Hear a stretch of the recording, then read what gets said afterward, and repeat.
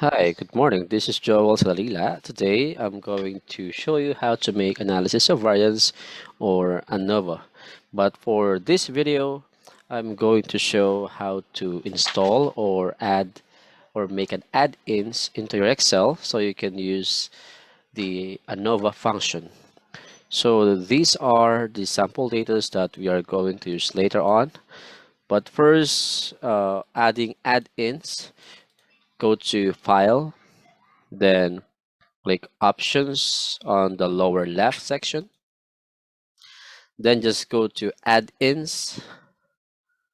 Then Excel Add-ins, just click Go. And then check Analysis Toolpack and Solver Add-in. Then just click OK. Just have to wait for a few seconds.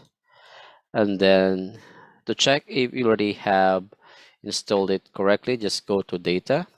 And you should see data analysis on this upper right part of your Excel tab.